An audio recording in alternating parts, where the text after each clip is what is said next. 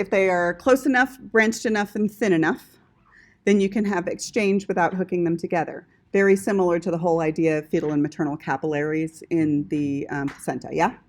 So what we have is we have nephrons. There's over 1 million of these per kidney. They differ a little bit. We talked about it briefly last time. So when you look at blood flow, depending on what kind of nephron you have, the microcirculation of the kidney is between the interlobular artery and the interlobular vein, right? That's where the microcirculation occurs. That's also where all the fizz action occurs, really, okay? Between the interlobular artery and the interlobular vein, some things are consistent. Afferent arterial to glomerulus, right? To efferent arterial, but this part differs. If the nephron dips into the medulla, if it's what we call a juxtamedullary nephron, then we call those capillaries the vasorecta, which means straight vessels, okay? Last time I told you that these are primarily about water reabsorption, okay? But if the vessels stay up in the cortex, because it's a cortical nephron, you with me? Okay, then these are called paratubular capillaries. They are at the same point in circulation, so in your textbook they kind of represented it like that. So you go from efferent arterial either to vasorecta or to paratubular capillaries, and then back into the interlobular vein. Does that make sense? Okay, so that's where we were last time. So basically, a nephron includes all of these capillaries that we've been talking about, but it also includes what we call the tubular component. And the tubular component is all of these P-tubes. It's actually not called urine until it hits here. It's called filtrate. But all of these P-tubes where I still have the opportunity for exchange, right? So now what we have to do is we have to figure out what we call the tubular component of the nephron, because we already did the vascular component, right? The vascular component of the nephron. Now we're going to do the tubular component. Okay, so let's talk about this and figure out how you get pre-P or filtrate or urine at all. And the place that you get it is here, okay? So the first place in the whole nephron that the blood tube is right next to the P tube is right around the glomerulus, okay? The glomerulus is snuggled by a capsule, and that's where the urinary system really starts, right? It really starts generating urine there. But what we need to do is we need to look at this a little closer so that you can see what's actually going on there. So let's blow that part up, and we're going to say, okay, what's going to happen at this part is going to involve both the pitcher, the blood, and the catcher, the urine, yeah? Okay, you with me? Okay, and it's going to be pressure driven. Somebody remind me why this structure is super duper good at filtration and really high pressure. What is this anatomical tweak that I told you guys about last time? The vessels coming in are substantially larger. Right. Bigger afferent arterial than efferent arterial pumps up the pressure between them, right? How good is it? Well, your kidneys collectively filter 47 gallons per day. You do not pee 47 gallons per day. You reabsorb the vast majority of that, but that's how effective they are at filtration, because the rest of your capillaries combined filter less than a gallon per day. So they're super duper effective at filtration, and it primarily occurs here in pitcher plus catcher, both the glomerulus, which is red in my head, meaning it's blood, and the capsule, which is yellow in my head, meaning it has pee, right? Collectively, those are called the renal corpuscle, and that is the site of filtration, yeah? In the kidney. Everybody with me? Okay, so let's look at it a little closer to see why it's the other reasons that it's really good. We know it's really good at filtration because it's higher pressure, because we see this little anatomical tweak. There are also over 1 million per kidney, so you get a lot of surface area, right? And then the other thing is it's really porous, yeah? So the inner layer right here, so this looks weird, right? This is not what a capillary typically looks like, because you're not actually looking at the capillary. What you're looking at is, imagine that this is the glomerulus, the capillary ball, right? The way that the glomerulus and the capsule are actually associated with one another is take a softly blown up balloon, kind of like the metaphor we used for the heart, and push it on, and then what you get is you get the inner layer of the capsule that's wrapping around every single little capillary. Then I'm going to have a space, then I'm going to have the other layer. So you're actually not looking at the capillary, you're looking at what we call the visceral layer of the capsule, yeah? And then there's a space between the visceral layer and the parietal layer, and that's where the urine filtrate, will get caught. Does that make sense? Okay, so if you blow it up, you can see that it's really, really porous.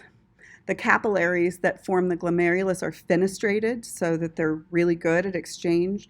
And then the inner layer of the capsule has these slits in it. They're called filtration slits, and these weird looking cells. They're called podocytes, as in foot cells, like a bunch of feet sticking out like an octopus, right? Does that make sense?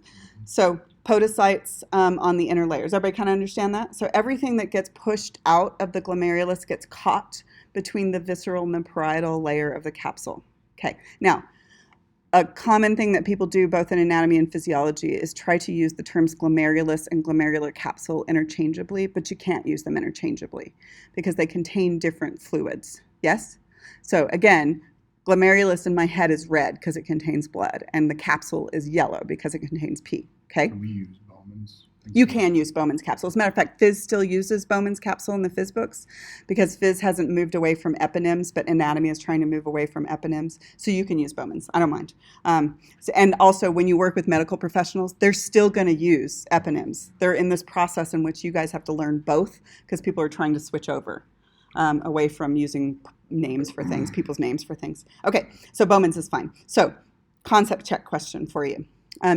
For those of you who have had this in lab, if the fluid, or like urea that's in the fluid, which is a waste product, you with me? If the fluid stays in the urinary system, where is it going to head right after Bowman's capsule? What's this? That's the cup. No, not yet. Oh, to the Proximal convoluted tubule. Okay, so let's look at, have any of you guys not done urinary system yet? I haven't done it. Okay, all right, so let's practice this. So I thought you'd all had it before, so let's do it for the first time for some of you guys. Okay, you'll get to practice it in lab as well. So I pushed fluid out of the blood. I caught it in the capsule. That's the beginning of the urinary system. And then what it's going to do is it's going to have opportunities for both reabsorption and secretion as it moves through. So the next portion that it's going to move through is right after Bowman's capsule, and it's called the proximal convoluted tubule. Proximal because it's right next to Bowman's capsule, convoluted because it's twisty, tubule because it's a little tube. Yeah? Yeah. Okay? And then, although you can't quite see it in this picture, I'm going to go ahead and tell you that the proximal convoluted tubule, if you follow it, will go to down and then back up out of the medulla. Okay?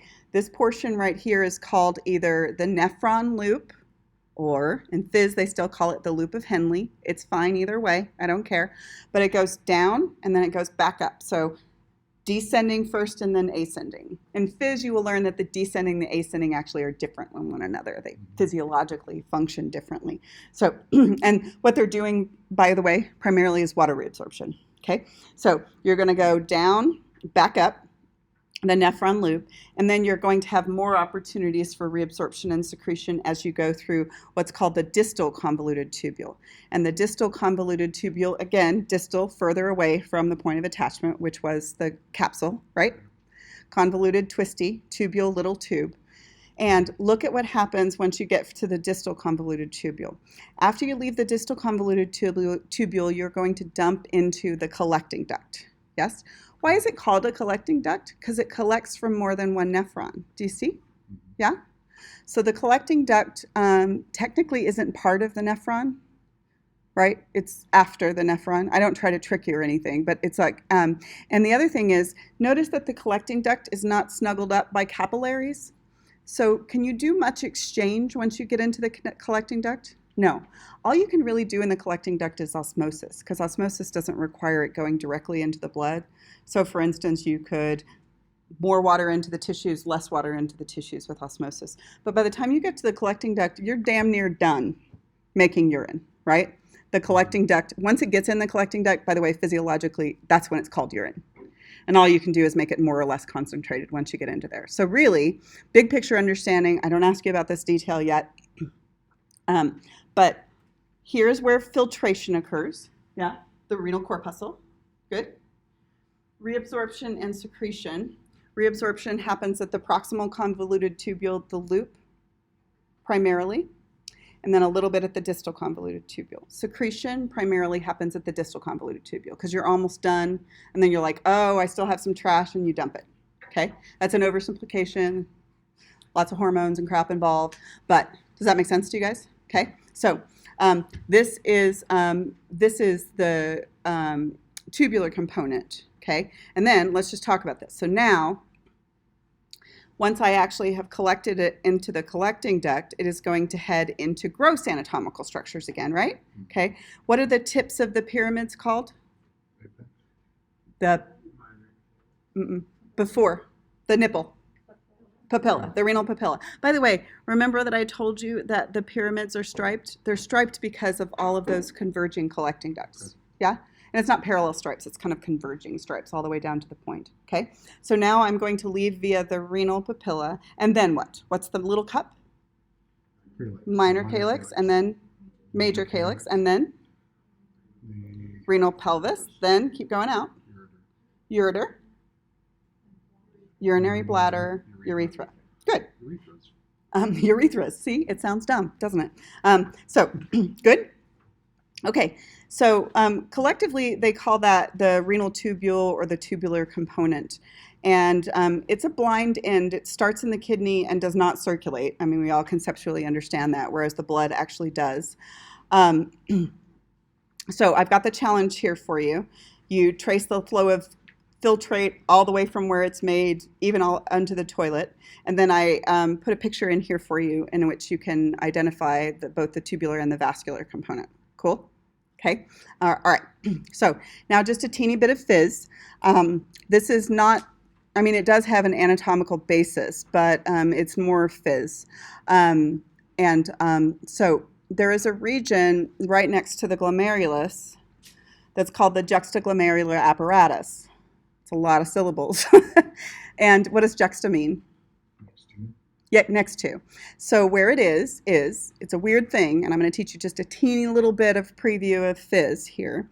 And I always ask my phys students whether they learned about the juxtaglomerular apparatus, and they always just frickin' crickets, man, when I ask them. Even though I literally taught half of them, so I know that they learned about the juxtaglomerular apparatus. So here's the deal. Right next to the glomerulus, there is a region, although it looks like it wouldn't do this, where the afferent arteriole smashes right up against the distal convoluted tubule. They're not connected. They're just snuggling, like this. Do you see this one right here? Afferent arteriole right against the distal convoluted tubule. It doesn't happen in every nephron, but it happens in quite a few of them. And so let me tell you that what you are going to do is you are going to monitor and respond to two different stimuli. Okay, so you are going to have some cells in the wall of the afferent arteriole that do one thing. You're going to have cells in the wall of the distal convoluted tubule that do another thing. So stick with me. They are going to monitor and respond to two different things. One of them is going to monitor and respond to blood pressure. Which one? Afferent arteriole or distal convoluted tubule? Afferent arteriole, because it's blood, right? And then the distal convoluted tubule is going to monitor and respond to the content of the urine. Does that make sense? So you don't really have to memorize that if you actually just understand it. Does that make sense to you? Okay, so let me tell you a brief story about what these do, and then you get it in excruciating detail in physiology. Okay? So what is going to happen is the kidney is going to be one of your primary places that monitors and responds to blood pressure changes, okay? And it's important that it does because, of course, it's a filtration device, which makes it very sensitive to pressure changes, yes? Okay, logic question before we go any further. Why would the afferent arteriole be a much better place to monitor and respond to pressure than the efferent arteriole? Super high pressure, able to adapt quickly. But also what's going to happen right after the afferent arteriole? It is pre-filtration. Yes, it's monitoring and responding to pressure pre-filtration. Filtration is pressure dependent. So here's what happens, okay? And I'll give you a simpler version of this, but I'll tell you the real fizz. Okay, what happens is if the mechanoreceptors, they're baroreceptors or pressure receptors, in the wall of the afferent arteriole detect low pressure, they start a cascade that raises your blood pressure, okay? The cascade does it two different ways. Okay, I don't ask my anatomy students very much about this, but since some of you guys are in phys and some of you guys have had phys, I can reinforce the things that you've already done. Ultimately, what they do is they release a chemical called renin, and what renin is going to do is it's going to, by two different mechanisms, raise your blood pressure. One of them is going to cause systemic vasoconstriction. Will that raise your blood pressure? Mm-hmm. Yeah. And the other one is going to indirectly cause sodium and water retention. Is that going to raise your blood pressure? Yes. Okay. So that's what that does. It detects low blood pressure and it starts a cascade that raises your blood pressure. Just negative feedback, right? Good? Okay. And then there are cells in the wall of the distal convoluted tubule called macula densa cells. These are called macula densa cells in the wall of the distal convoluted tubule. Here's what those do. Those monitor and respond to the content of the urine because you're almost done being able to change it if you're in the distal convoluted tubule.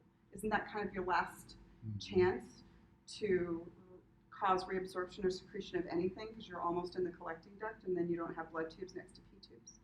So what happens is those are going to monitor the chemical content of the urine to decide hormonally whether you need to reabsorb sodium, secrete potassium, do whatever the hell you need to do. Does that make sense? Okay. So collectively, those are two little negative feedback mechanisms. They're both hormonally regulated. You don't have to know the hormones right now.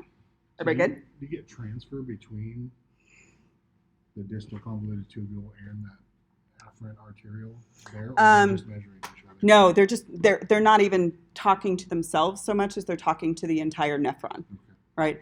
And then this one's actually talking to all of systemic circulation because it releases hormones that actually impact the pressure of the whole system. This one is a little bit more locally mediated because it's primarily just kidney impacting kidney. But it's kind of cool. So that's a preview of phys.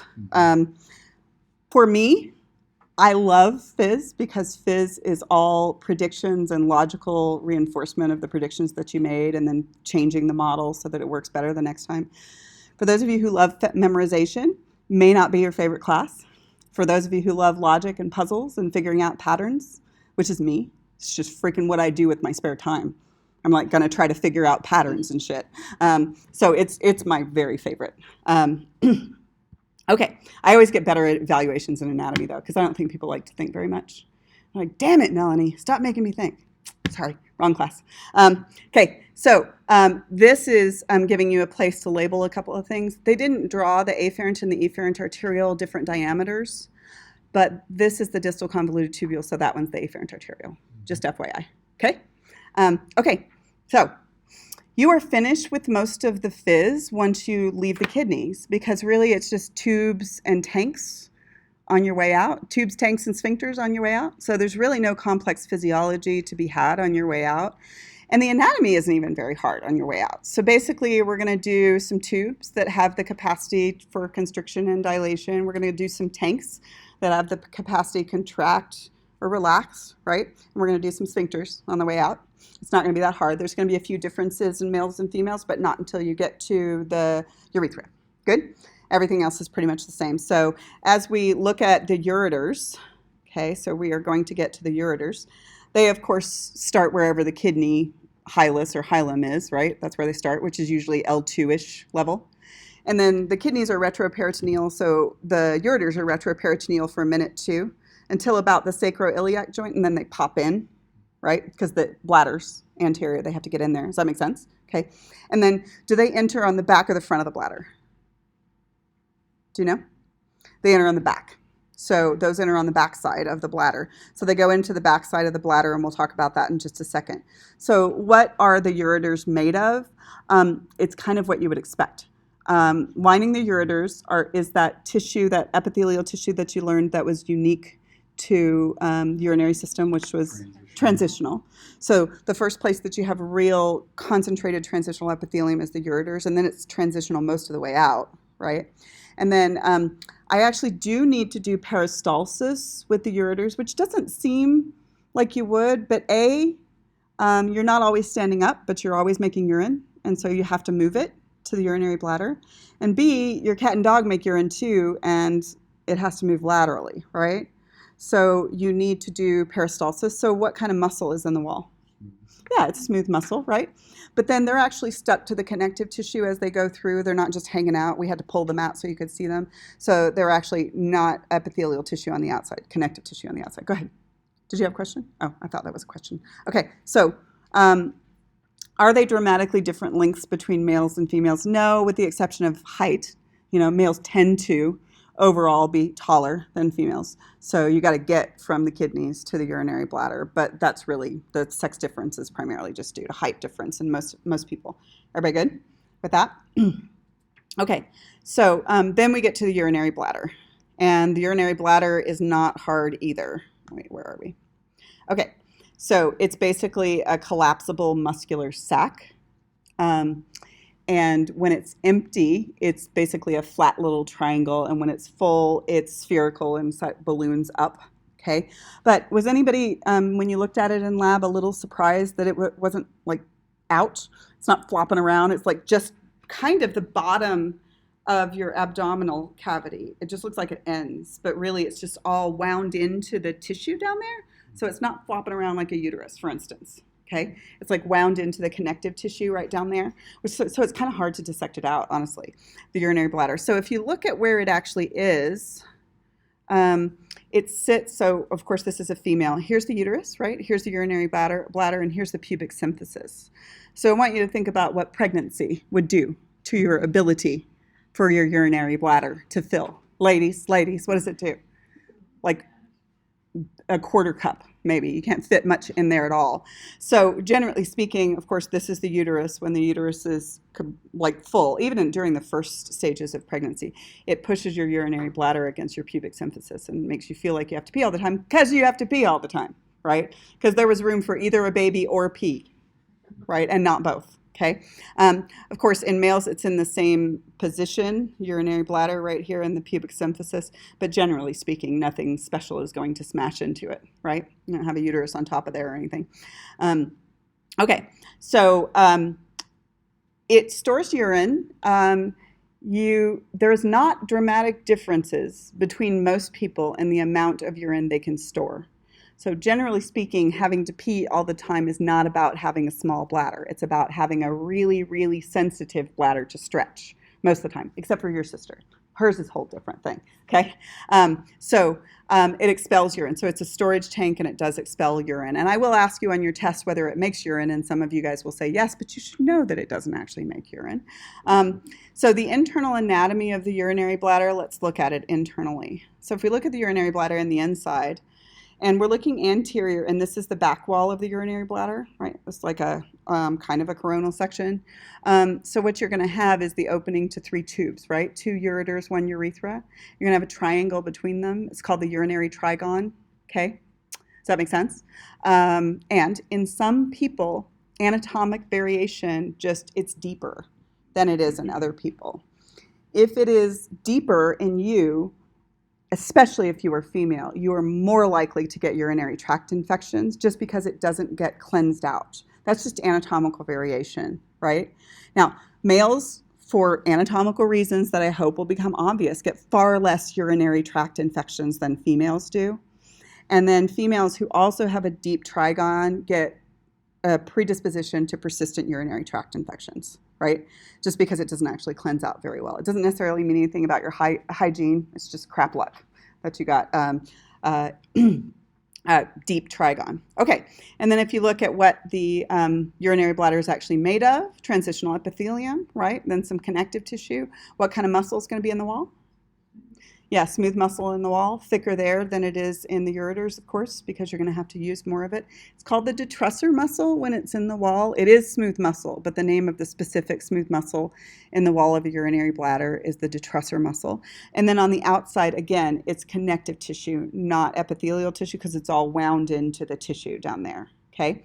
And and then we are going to run into the internal urethral sphincter. That is going to hold the tank closed.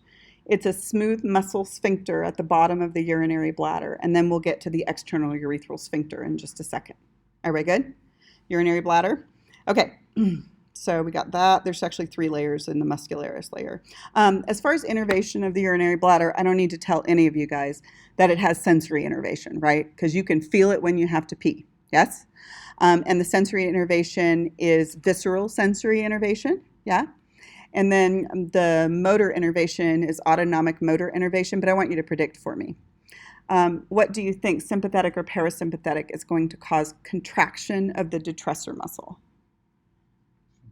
It's parasympathetic. Yeah, I know we're in the habit of thinking, I got scared and I peed, but you didn't dump your bladder. What you did is you lost control of your external urethral sphincter because you were busy thinking you were going to die, right? So you didn't dump your whole bladder. You dumped whatever was in between the external and the internal urethral sphincter, like when your dog gets excited, just a couple of squirts, right? The sympathetic and the parasympathetic are innervating the wall of the urinary bladder. And then the blood supply to the urinary bladder shouldn't be surprising. It's primarily from the internal iliac arteries. Good, that should make sense to you. Okay, and then the urethra. So the urethra in this picture, it doesn't actually tell you what sex it is, with the exception of the fact that there's not a prostate there, so it's probably female. But the urethra is similar and internally, and then it's different. Right? So if we get into the male versus female urethra, what we see is the similarities are that the internal urethral sphincter is in the same place in males and females, which is at the bottom of the urinary bladder. Okay? And the sympathetic nervous system and the parasympathetic nervous system are going to close and open that one too. Sympathetic will close, parasympathetic will open for urination. Okay? And then the external urethral sphincter is skeletal muscle. And it's in the same place in males and females. It's in the skeletal muscle floor of the pelvis called the urogenital diaphragm or the pubococcygeal muscles. And it's a skeletal muscle sphincter, and that one is your potty training muscle. Takes you like the first 3 years of your life or so to get control of it, right? And you can have voluntary control of it, and we'll talk about how you control it when we talk about Micturition in just a second. But then males and females vary in the urethra after that, right? So, of course, females don't have a true prostate gland, although some women have prostatic tissue around there. So, and the external urethral orifice, from the internal urethral sphincter to the external urethral orifice, is about 4 centimeters on average, or about 1.5 inches in females, okay? And if you looked at a mid-sagittal section, make sure that you can find everything on a mid-sagittal section, because if you leave this class and do not know how many holes males versus females have, I have failed miserably, and so have you, okay?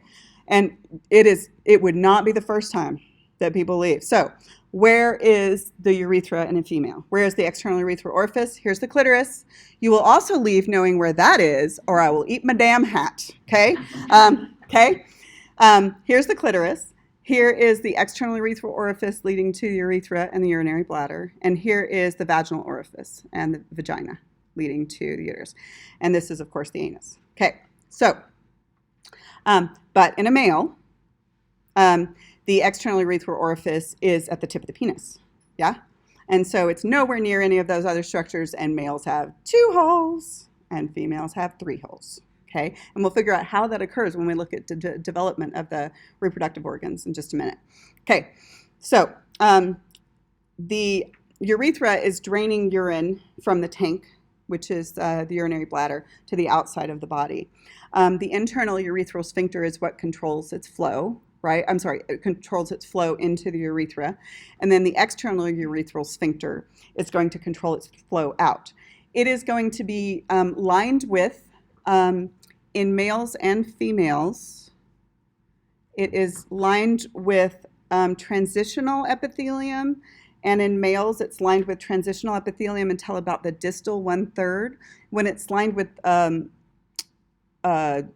stratified, or sometimes they call it pseudostratified, but it's not ciliated, columnar epithelium, right? And its functionality in the distal end is because the male urethra has double functionality. It has both reproductive and urinary functionality, and we'll talk about that as well. Okay, in males, the average, so here it's about 1.5 inches long on average, And in males, it's about 8 inches long on average. But I'm not saying the penis is 8 inches long on average, because I was not born yesterday, and I do not want you to be disappointed in your entire life. Internal to external, including the prostatic urethra and the membranous urethra, is on average 8 inches long all the way down. And of course, there are 3 regions to the urethra in males. As it runs through the prostate, it's called the prostatic urethra. As it runs through the urogenital diaphragm, it's called the membranous urethra, and it would be surrounded with the external urethral sphincter. And as it runs through the penis, it's either called the spongy urethra or the penile urethra, depending on which textbook you look at. Everybody good? Okay. And then the male urethra is going to carry both urine and ejaculating semen, but not simultaneously in a typical developmental male, because the first thing that happens in both sexes upon arousal is the internal urethral sphincter slams shut. Yes? After the internal urethral sphincter slams shut, it stays shut most of the time until ejaculation or arousal is gone. Okay? And then, in addition, in males, upon arousal, the bulbourethral glands will secrete a clear fluid that cleanses the urethra, changes the pH, lubricates the tip of the penis. Good? Now, if this doesn't occur, the pH is going to be wrong in the semen, and it can cause infertility. So this is not just for cleansing. It also ends up as a component of semen, the bulbourethral secretions. Now, the females have a homologous gland to the bulbourethral glands, but it doesn't go into the urethra, so it's not really part of the urinary story. It actually goes into the opening, the vestibule, and the opening of the vagina. Does that make sense? But they do have a homologous gland. It's just not really part of the story. Everybody okay with that? Okay, so the last thing I want to talk about is micturition. And the micturition is just a fancy word for urination. So the whole sensory to motor process that causes urination is mostly controlled involuntarily. And it's mostly subconscious and involuntary. The only thing that you can decide about it is whether to open or close the external urethral sphincter. But here's what occurs. As urine accumulates, you activate stretch receptors in the wall of the urinary bladder, and then you send that visceral sensory information to the brain, specifically the pons. The pons is in control of urination. And then what the pons does is it says, urinary bladder full, let's send out parasympathetic stimulation that causes contraction of the detrusor muscle and relaxation of the internal urethral sphincter. Yeah? But then you get to decide with your external urethral sphincter whether you have time or it's the time to do that, right? So your external urethral sphincter can close and say not now, okay? But the problem with doing that is that your bladder is still stretched, it's still going to give sensory information, and it's still going to try to respond with motor response. So whether you win that or not depends on whether it's a sprint or a marathon, right? You can win a sprint with skeletal muscle, yes, all the way back to the beginning of the semester, but you ain't going to win a marathon. You are going to pee down your leg eventually, right? So it's because of the sort of consistent ability of the pons to tell the wall of the detrusor muscle to contract and relax the other one that will overwhelm your ability to keep your external urethral sphincter closed. Does that make sense to you guys? So what is it when most people say, I've got a really small bladder and they have to pee all the damn time? It's not actually that. It's probably not that their bladder is smaller than yours. It's that they have trained themselves into being really sensitive to the stretch in the wall of their bladder, right? And if you're really sensitive to stretch and then you go pee and just a couple of drops comes out, you know you didn't actually have to pee. You were just really sensitive to that stretch. And then nobody wants to go on road trips with you, right? At all. You're like, you take your own car. But that also can happen just sort of acutely. One of the things that happens with pregnancy, and happened to me during pregnancy, is that when you're pregnant, especially in the last trimester, you have to pee all the damn time because there's no room for urine in there, right? So I literally had to get up 4 times a night to pee, right? In addition to weighing 7,000 pounds and not being able to get comfortable 4 times a night. And then, of course, I had the baby, and then there's no longer pressure on my bladder, but still 2 months later, I'm like, why the hell do I have to get up 4 times a night? So, of course, I asked my OBGYN, and he's like, you don't. You just haven't retrained yourself So I'm still in the habit of responding to stretch with urination. And I was like, what the hell am I supposed to do about it? He's like, you just have to go back to sleep and prove to yourself that you're not going to pee the bed. I'm like, I don't sleep by myself. This is a problem. So yes, it was a couple of sketchy nights. And then I proved to myself and I did not pee the bed, which is good. So, but there are situations in which you overproduce urine. Do you want to tell us about your sister? My sister has a duplicated kidney on her left side. So the way that my mom explained it to me is there are two complete kidneys, like side by side. So like where the highlands are, they just connect, but it's completely sealed. It's one sac. Oh, I think I have a picture of that. Go ahead, keep talking. And is how it's sealed, I guess. But she has one ureter and maybe One ureter on that side, but she's still got the other side completely normal. So there's So one ureter, cool. but I'm assuming it like branches off or something. My mom didn't completely know. My sister has to go to the bathroom and then 5 minutes Like that? later- kind of. Oh, but she's got one ureter. Yeah, she has one ureter. Mm. They're connected at the top as well. Ooh. So yeah, so she has to pee like every 5, like when she goes to the restroom, and then she has to go again 5 minutes later because it dumps again. The pelvis it dumps again. Literally, how are you going to have a life with that much peeing? When I drink normal amounts of water that people are supposed to drink, I don't even have time for hobbies. Which is why I just drink, I'm just going to drink coffee. That'll just take care of the whole thing, right? Just don't put anything in there, right? Antibiotics for the rest of her life. Wow, wow. So, anyway, urinary system, done. Good? So, now we are going to talk about the reproductive system.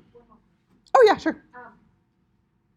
Is there a reason, do you know the reason for why sometimes you need to go and then it goes away? It goes away. You don't have to, if you need to pee and then you just hold it and allow it. Well, I don't know, but I can hypothesize based on other knowledge. And that is that constant stimuli in the nervous system tend to reduce their receptor sensitivity. So if you've had any, like feeling your clothes on your body, right? When it's constant, you reduce sensitivity to it. So if you had that going on for a while, you might have just said, okay, that's a constant stimulus. I don't need to pay much attention to it. But it's going to come back when it gets way stretched, right? Because you never stop making urine. You don't ever stop it. Okay. Like olfactory fatigue? Yeah, like olfactory fatigue. In Texas, have you guys ever driven through a paper mill town? Oh my God, they smell like butt foot. They smell the worst. And I'm like, how can people handle this? It's because you don't smell it anymore after a while, but they can still smell a fart or perfume because it's a new It's like stimulus. smelling cigarettes in Nevada. Oh, yeah. Yeah, exactly. Ugh. My mom was a smoker. I didn't even realize that I was the smoky kid but I was. I'm sure I was. Okay, so I didn't smell it. Okay, so before we get into the reproductive system, I want to start by talking about the baseline for reproductive knowledge is so varied, that I want to figure out where the baseline is, not by asking you guys, but just by telling you guys a little bit about how variable it is in the states, how the reproductive system is taught. And I put a link to this on the bottom. So first off, I am trained to teach maturation and reproductive health to middle schoolers because I did it through Planned Parenthood, which is awesome. And as part of that, I had to figure out what kids are allowed to learn in schools. And it's really variable from state to state. So I thought you guys might want to start there. Super duper variable. And so let's go ahead and start. And this is the Guttmacher Institute. The Guttmacher Institute is a nonprofit that gathers information on reproductive health, reproductive rights, abortion, birth control, STIs, STDs worldwide. And they pride themselves on being really up to date. For instance, these data were just published November 1st. So I want to talk a little bit about how variable it is in state to state. And it's really interesting because anything else related to anatomy, states do not get involved in teaching fact-based information. You basically have to use peer-reviewed information and then you're free, right? But with reproductive and anything related to reproductive health or reproductive anatomy or physiology, the states are all up in the business about what you can teach in public school. So let's talk about how it varies and where we are in Utah. So in some states, sex education is not even mandated or taught at all. And in some states, for instance, it doesn't have to be medically accurate. It doesn't have to be age appropriate. And in some states, including Utah, it can be culturally biased and promote religion. here in this state. And it is, actually. And then in some states, the parents can opt in or opt out. In most states, parents can opt in or opt out. So one of the interesting things to look at is when you get all the way down to Utah, you can see that, okay, we don't have to commit to not being culturally biased, and we don't have to commit to not promoting religion. But Utah, 10 years ago, decided that we had to be medically accurate, and that was a big deal, and it was a freaking bloodbath when that occurred. I tried to get on the board to update the sex ed requirements, but they don't want me. And then the other thing about Utah that's really interesting before we get to the next stuff is, see this little squiggle right here? We are the only state with that little squiggle. And it's been a really interesting one. This just came up for discussion with the last time that they did the sex ed standards, and we didn't get past it. We are literally the only state that prohibits the educators from answering fact-based information from the kids if it's not in the curriculum. So for instance, in Utah, all of in Utah, you are not allowed to teach anything about contraception. Not a single thing, K through 12. No contraception. That sounds like a bad plan to me. So no contraception. That means if you were my educator, Seth, and I was a 15-year-old, and I wanted to ask you, hey, Seth, I heard that condoms are only X% effective at preventing pregnancy, and you have the stats and you know that it's fact-based information. You can't answer me. You have to shut them down and refer them to their parent, who might have also been educated in Utah and literally knows nothing. Okay? So, I mean, not all parents, right? But you've met parents, right? You don't need like a card or anything. You don't have to take a test to do it.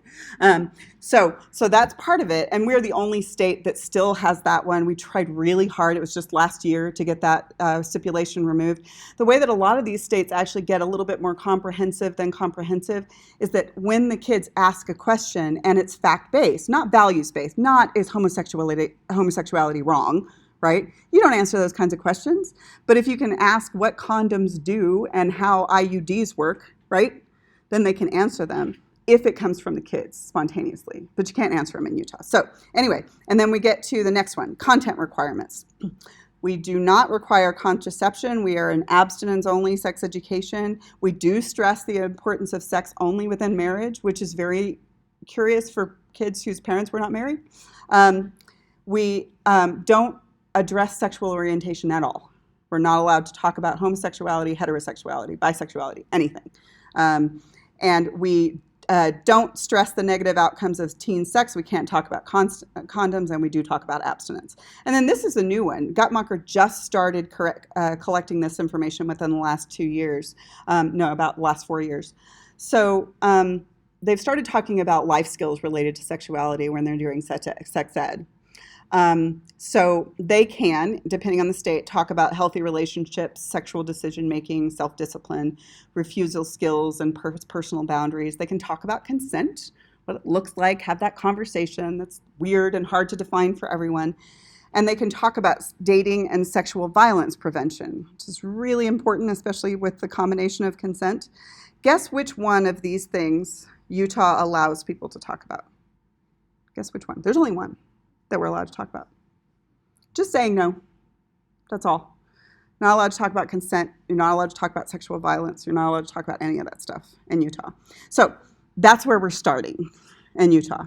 And I don't think we're doing a very good job with these kids, because I don't know if you know anyone who can get all the way into a marriage and realize that consent is a thing that should still be occurring, right? All the way into a monogamous, long-term relationship. Consent should still be occurring.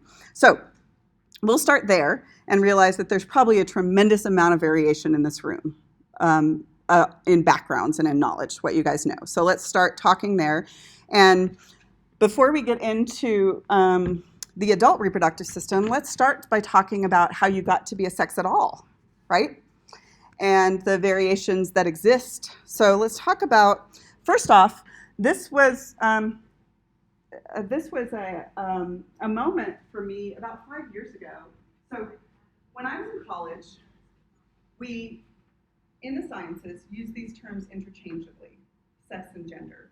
It was inappropriate to do that, and I am still trying to train myself out of doing that, so if I do it inappropriately, don't get offended, just correct me, or just give me an eyebrow.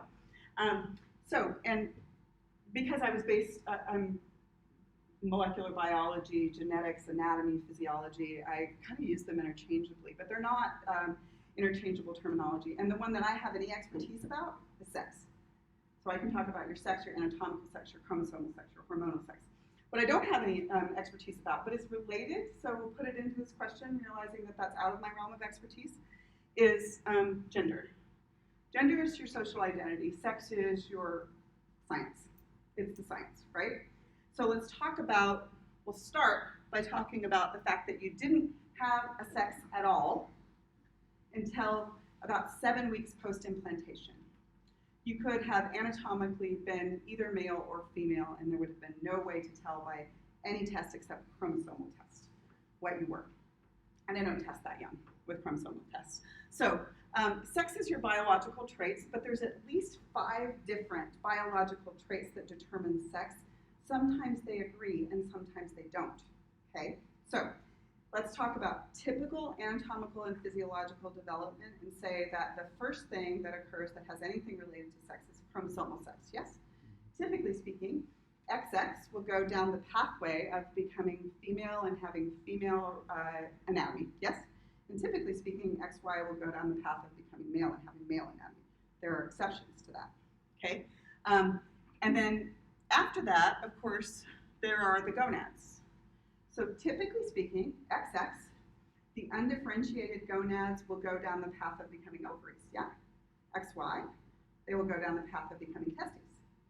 And then the next thing comes from there. And the next thing is sex hormones. Typical female development will, at puberty, get a preponderance of estrogens, not androgens, yeah? And males, preponderance of androgens, not estrogens, including testosterone. Okay, andro means male. And then there is the internal reproductive organs and the external reproductive organs. The internal reproductive organs, you have all of the ductworks up until 7 weeks post-implantation to become either male or female. The internal reproductive organs in a typical female will develop from ductwork that becomes the fallopian tubes and the uterus. But you also had ductwork that could become male, that become vas deferens, seminal vesicle, prostate gland, right? And you actually start out with both. And then the external genitalia. And the external genitalia is everybody could have become either down one path, you will develop a penis, down the other path, you will develop a clitoris, labia majora versus scrotum. So we'll look at how that path actually develops. I'm going to talk about some variations between those things. So let's get started by looking at the internal reproductive structures. Okay, so this is cool stuff. Totally like it. Never ever was taught this until I actually started teaching. I'm actually the only one in the department who teaches any of this stuff. They say it's sensitive, but I'm teaching college. Why the hell wouldn't I teach it? So here's the deal. Until about weeks 5 or 6, you have the ductwork internally to develop male or female internal reproductive structures. You guys with me so far? Okay, so pink ductwork. If that continues, it will become the fallopian tubes or oviducts and the uterus and other internal female reproductive structures, right? And if the purple ductwork completes its development, it will become the epididymis, the vas deferens, the seminal vesicles, into the prostate gland. Everybody okay with that? Okay, so these two sets of ductworks have really long names. The male set of ductwork are called the Wolffian ducts or the mesonephric ducts. Wolffian is easier for me to remember because for some reason, because of cartoons, I associate wolves with men. And then the Mullerian ducts, the pink ones, are also called the paramesonephric ducts. One set will disintegrate in a typical anatomical development, and then the other set will continue its development, okay? That is primarily triggered by some genes that are on the Y chromosome. We'll talk about those in just a second. Everybody okay with that? Okay, so we'll come back to this as soon as we get to the sort of sex differentiation stuff. But realize that you actually had both. Some people do not turn one off, and they have partial development of both internally, okay? In a person like that, they might define as intersex, okay? Intersex means anatomically or developmentally, you have reproductive organs either internally, externally, or both that are between male and female, right? And intersex individuals absolutely do exist, okay? That is not the same as someone who is transgender, okay? Someone who is transgender has, if we go back to here, their social identity that differs with one or more of their biological traits, okay? So we'll come back to that. Okay, and then the homologous structures, do you know the term homologous? So a homologous structure is the same embryonic structure that develops in one environment versus another. So my arm and a bird wing are homologous structures, right? Testes and ovaries are homologous structures. So let's look at the homologous structures. Ovaries are the same structure as testes, yeah? About month 7 in a typical anatomical male, the testes will descend through the inguinal canal. We will see that the glans penis is homologous to the glans clitoris, and the scrotum is homologous to the labia majora. So let's take a look at the external anatomy, okay? So again, until about week 6, you weren't a sex at all, at least not anatomically, okay? And then what happens is this structure, if it's the same color, it's homologous, right? This structure called the genital tubercle will either in a male develop into the glans penis or in a female develop into the glans clitoris. Good. This structure in the purple, the urogenital fold, will develop either into skin covering the shaft of the penis or the labia minora. Same structure, okay? And then the labioscrotal swelling will develop into the scrotum or into the labia majora, right? Those are all homologous anatomical structures. Everybody good? Okay, so let's look at how this occurs. It's kind of a complicated little story, but I just want to tell you guys a little bit about it. Okay, so in humans, not in other animals, not in all other animals, the default anatomical sex is female. Meaning if you don't change very much, you are going to end up looking like a female. You may not end up fertile, but you are going to end up looking like a female. You might not have the proper internal ductwork. But basically going down the female path is kind of the default in humans. So males, in order to become a normal, typical, anatomical, and functional and fertile male, you have to flip 2 switches and you have to get it just right, okay? So males have something that females don't have chromosomally, right? Both sexes have X chromosomes, so it can't be that, yes? So it's actually the Y chromosome, and there's a specific gene on the Y chromosome called the SRY gene. So here's what happens. At about 5 to 6 weeks post-implantation, there is a gene that activates on the SRY gene. And what will happen is that will give the trigger that these undifferentiated gonads right here should start to become testes and not ovaries. Fascinatingly, the reason that men have nipples but don't lactate is because nipple development precedes sex differentiation. That'll get you a trivial question, I promise. So nipple development precedes sex differentiation. So you have nipples as a representative of the time in which you could have been either sex, okay? So the SRY gene turns on, and then those new, like, hey, now I'm gonna be a testicle, gonads, will actually secrete a hormone called MIH, which is Mullerian inhibiting hormone. And what Mullerian inhibiting hormone will do is cause disintegration of the pink ducts. You with me? So now I've flipped 2 switches. I have to get them both or else I'm not going to have normal development, okay? So MIH will cause disintegration of the pink ducts, and then what has to happen is the testes have to get online and have to start producing androgens to continue the development of a male. If they do not, they will get stuck at this sort of undifferentiated stage. So the next step in a male is so you just disintegrated the potential fallopian tubes, uterus, and upper vagina, and the testes will mature, they'll descend, the labia will fuse to form a scrotum, the glans clitoris will become a glans penis, and the placental and gonadal hormones will work together to start secreting sex hormones during pregnancy. So if you are pregnant with a male baby, there will be a time in which your testosterone level is relatively high, because you have testosterone from the development of the male reproductive structures. Doesn't stay high during the entire pregnancy, just putting everything in place, Okay, and testosterone, regardless of why it's secreted or where it's secreted from, is directly related to sex drive. So some women report that when they are pregnant with male babies, their sex drive goes up for a period of time. Okay, and then so the XX fetal gonads, if those were around, would secrete estrogen, but the XY will secrete testosterone. And so what we have figured out, both experimentally and also anecdotally, is that anatomic maleness is actually the presence of testosterone. So what will actually make you do this is flip those two switches and then get a surge of testosterone, and you will continue developing as male. Anatomic femaleness is the absence of testosterone. So if you do not have any testosterone, what you are going to do is you are going to develop something that looks like this. You'll have a cervix, but you won't complete the whole portion that requires estrogen. So you will have a blind vagina, because you all started out with a blind vagina. It's relatively short. It ends at the cervix. There's no uterus up there. These things will not fall, and they will never really decide whether they're ovaries or testes, and you won't develop fallopian tubes. Does that make sense?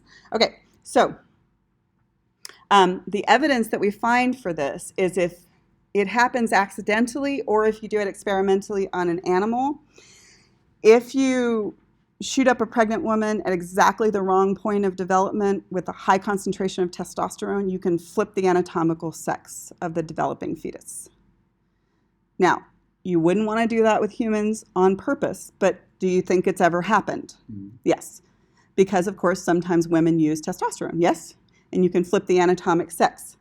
For muscle mass or trans situations, you can actually have a pregnancy and a trans person hit yourself with testosterone, and you can cause abnormal development of the organs. So if a pregnant woman is injected with testosterone at the right/wrong point in development, the XX fetus will develop as an anatomic male.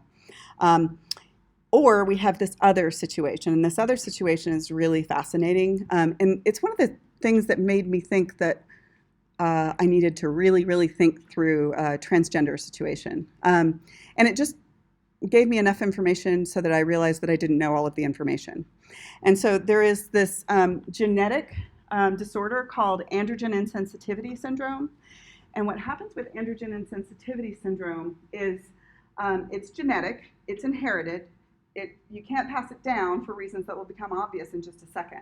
But what happens is I have an XY fetus, yes, that everything works perfectly on, except that they are insensitive to androgens, including testosterone. Okay, so let's look at what that would actually do. So what would happen is I would get disintegration of the female ducts, yes, because MIH works just fine, right? And I wouldn't get estrogen to complete this portion, but I also wouldn't respond to testosterone to complete this portion. So what would happen is I would basically sort of get stuck in this intermediate portion in which I had a blind vagina, right, that ends at the cervix.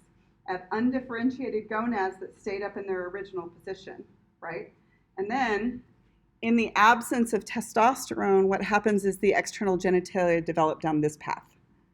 So you would have external anatomy that looked more female than male, okay? Okay, but these people are XY. They do have testosterone. They just don't respond to testosterone. I don't know if you guys know this, but estrogen is made from testosterone. So if you don't respond to testosterone, you'll actually convert it into estrogen, okay? So what will happen is these people look anatomically female, and nobody goes rooting around for a uterus when the baby's born, right? Say, the baby's born, name it Susie, start raising the baby, and probably don't notice this thing until she's supposed to start menstruating, and she doesn't start menstruating. She doesn't start at 11, she doesn't start at 12, she doesn't start at 14, she doesn't start at 16, right? Doesn't start menstruating, and then you take her to the gynecologist, right? And then the gynecologist very quickly figures out that there's a blind vagina and no uterus, right? And they can do chromosomal analysis to figure out that she's XY pretty quickly. And so what do you do with this information? Well, what you do with this information is you very, very carefully dole it out to both the family and the person. Actually, if she's under 18, you can't tell her anything until the family does. She almost invariably identifies as female.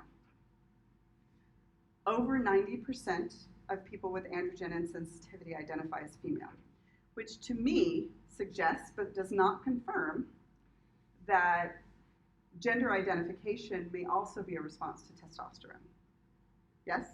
And that perhaps our default mental gender is also female. We do have evidence that suggests that gender identification occurs at a different time in pregnancy than anatomic sex differentiation. They think it occurs in the latter part of pregnancy. So you can imagine how they might not both occur.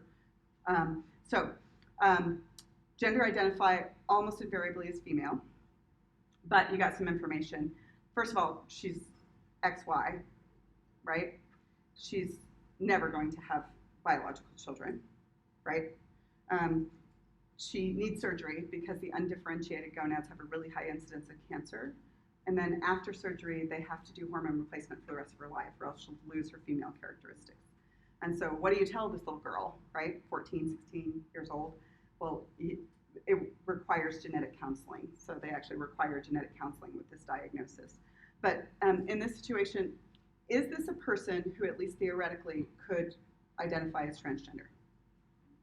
Sure. I mean, you don't get to tell her what she is, but does her gender identity and some portion of her anatomical or biological development disagree? Yeah. Yes, it does in that situation. And it is a situation in which we can actually see the physiology and the pathway by which it occurs. Go ahead. Would that be more intersex than transgender though? She's not really developed one way. Her external anatomy looks female. Yeah, but she's XY, so. But she's XY. I and don't her wanna gender. offend anybody. No, but the it's way fine. I see it is, you're XY, you're a male. If you have the androgen insensitivity syndrome and you develop a vagina-looking thing instead of a penis-looking thing, yes, you may have more estrogen. You may have what is looking like a vagina, but you are XY and you are a male. It doesn't matter how you live your life, but like that's what where I'm confused is why, like. Well, I'm not the person who can be an expert on what someone defines as, but I can tell you what the terms mean.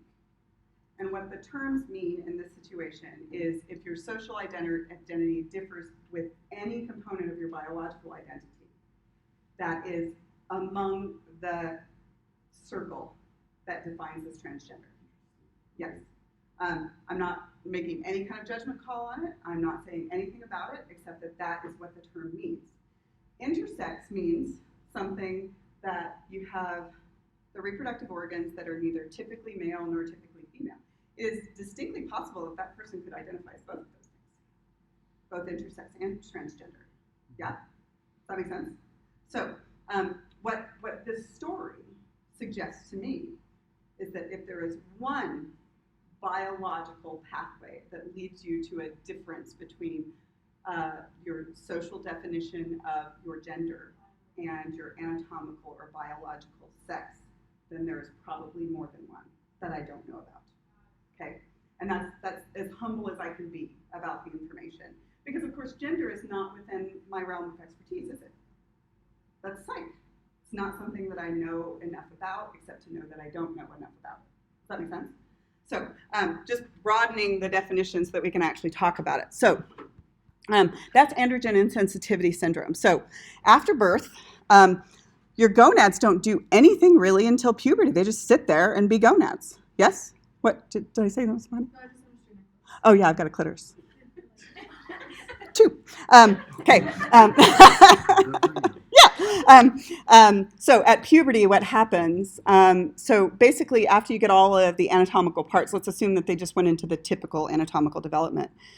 Your gonads don't do anything until puberty, and puberty occurs when GnRH, I know at least one person in here knows GnRH, released from the hypothalamus starts the whole secondary sex development, and then you hit puberty. And that's really kind of genetic, right, when it hits, right? So, and then you start to secrete estrogen, progesterone, testosterone, all of those kinds of things, and puberty becomes noticeable. So, related to his comments, so let's just talk about terminology. Terminology and the things that we know and the things that we don't know, okay? So, preliminary evidence And we do not know all of the answers to this. Like, we just don't. Preliminary evidence does suggest that gender determination probably occurs at a separate time than anatomical sex differentiation, and they think it potentially occurs later in pregnancy, which suggests but does not confirm that both of them don't necessarily occur, right? So if, for instance, all of the receptors work just fine on your genitalia and you develop a penis, but they don't work on your brain, then what does your brain think? Potentially female. This is the current line of reasoning and the current line of experimentation. They think that the default anatomical sex and the default gender identification in humans is probably female, just based on the evidence that we have now. We can't do experimentation on babies, though.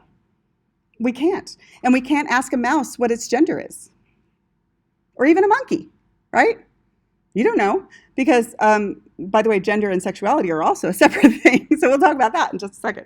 Okay, so sexes. Male, female, intersex. Intersex is between male and female biologically, yeah? There are anatomic variants. You can have a blind vagina, right? You can have something that's in between the size and shape of a clitoris and a penis, right? You can have the urethra be separate from the vagina. You can have the urethra and the vagina together in some women. So the sexes, you can be intersex if any of the 5 determinants doesn't match the other one, okay? That's not gender. That's just sex, right? If something is actually not matching, you could be determined as being intersex, okay? And then genders, cisgender versus transgender. I don't know if you've ever learned those terms before. So you guys learned chemistry and you learned cis and trans molecules in chemistry, yeah? Cis means the same and trans means different. So if your gender is different than your anatomy or your biology, then you're transgender. And if your biology and your gender determination agree, then you are cisgender. So this is an individual sex of identifying with the same or other than the anatomic sex. Generally, this aligns with the psychological determination independent of your anatomical or physiological determination. And I think it's very interesting that most of those girls in the androgen insensitivity situation never even considered the possibility that they might be male, and never had any reason to consider the possibility that they might be male, any more than I ever considered the possibility that I might be male, right?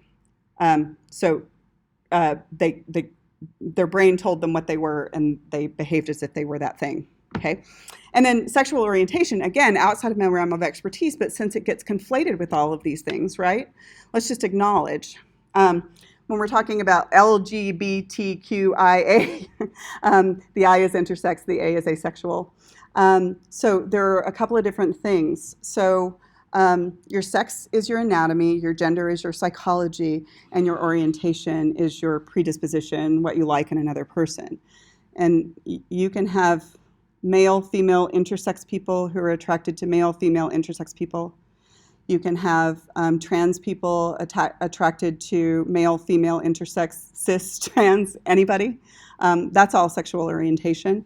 So it's a separate issue than sex or gender. It has to do with your orientation and not your anatomy, and not particularly the psychology of identification.